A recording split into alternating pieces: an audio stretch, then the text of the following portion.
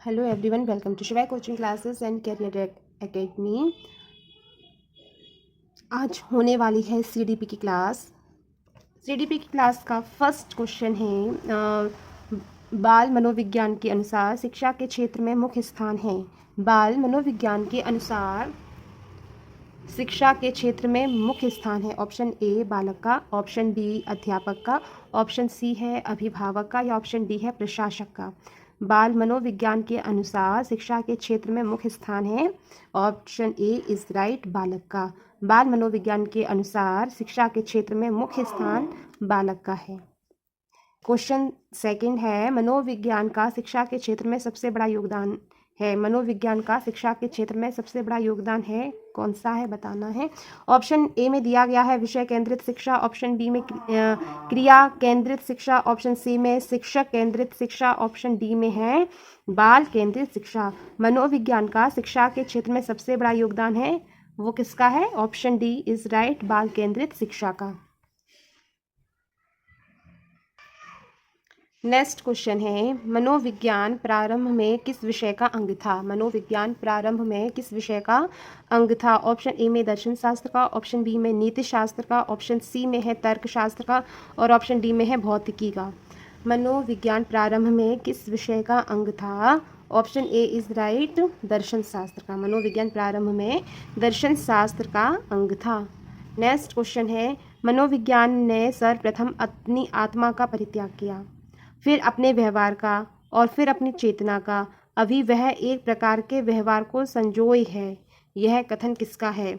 आपको बताना है। मनोविज्ञान ने सर्वप्रथम अपनी आत्मा का परित्याग किया, फिर अपने मन का और फिर अपनी चेतना का। अभी वह एक प्रकार के व्यवहार को संजोए है, यह कथन है। ऑप्शन ए में दिया गया है टिचनर का, ऑप्शन बी में बुंट का, ऑप्शन सी में वुडवर्थ का एंड ऑप्शन डी में दिया गया है मैकडूगल का।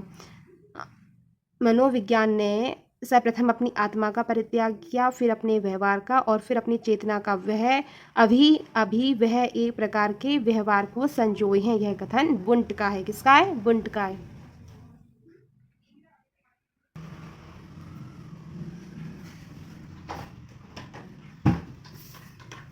निम्न में से शिक्षा मनोविज्ञान की सर्वाधिक व्यक्तिनिष्ठ विधि है, वो क्या है आपको बतानी है। ऑप्शन ए अंतर्दर्शन विधि, ऑप्शन बी है वही दर्शन, ऑप्शन सी वही अवलोकन।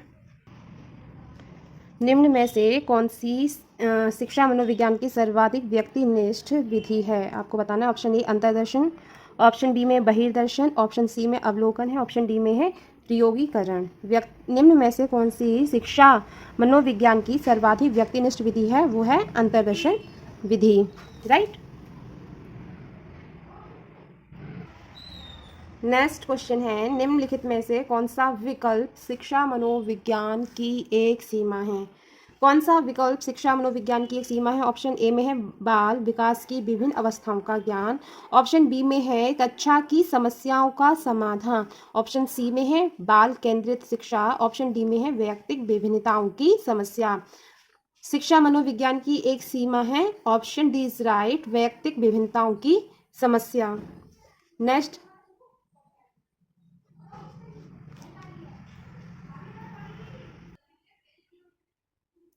नेक्स्ट क्वेश्चन है, प्रयोगात्मक विधि को सर्वाधिक प्रस्तावित किया। प्रयोगात्मक विधि को सर्वाधिक प्रस्तावित किया किसने किया? ऑप्शन ए जुड़ ने, मतलब युग ने, ऑप्शन बी राइस एवं कार्नमैन ने, ऑप्शन सी है विलहेलम बुंट ने, ऑप्शन डी है कॉलिंस व ड्रेवर ने।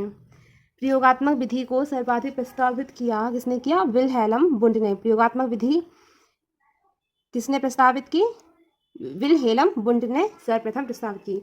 ऑप्शन नेक्स्ट क्वेश्चन है, शिक्षा मनोविज्ञान शैक्षिक विकास का एक व्यवस्थित अध्याय है। शैक्षिक मनोविज्ञान शैक्षिक विकास का एक व्यवस्थित अध्ययन है।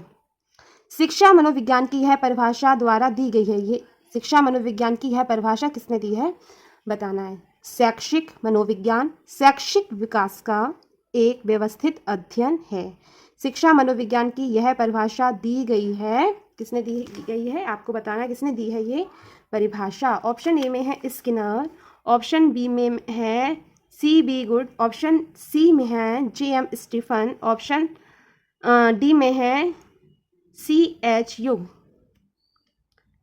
शैक्षिक मनोविज्ञान शैक्षिक विकास का एक व्यवस्थित अध्ययन है। यह परिभाषा J.M. स्टीफन ने दी है। नेक्स्ट क्वेश्चन है शिक्षा मनोविज्ञान है। शिक्षा मनोविज्ञान क्या है?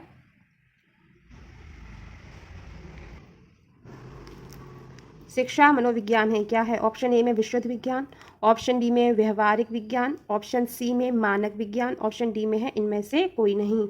शिक्षा मनोविज्ञान है क्या है? मानक विज्ञान। शिक्षा मनोविज्ञान क्या है? मानक विज्ञान है। नेक्स्ट क्वेश्चन है प्रारंभ में आत्मा का प्रयोग किस शास्त्र में किया गया? प्रारंभ में आत्मा का प्रयोग किस शास्त्र में किया गया था? ऑप्शन ए अर्थशास्त्र में, ऑप्शन बी दर्शन शास्त्र में, ऑप्शन सी समाज शास्त्र में, ऑप्शन डी शिक्षा शास्त्र में। प्रारंभ में आत्मा का प्रयोग किस शास्त्र में किया जाता था? आत्मा का प्रयोग किस शास्त्र में किया जाता था? वो किया जाता था दर्शन शास्त्र में। ऑप्शन बी इज राइट, दर्शन शास्त्र।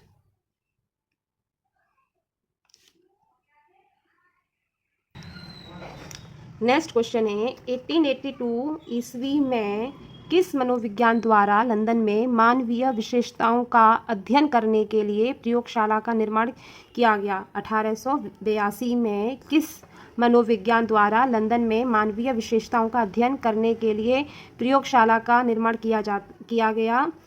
Option A Cattell, option B Galton, option C है अल्फ्रेड बिने, ऑप्शन डी है वुडवर्थ।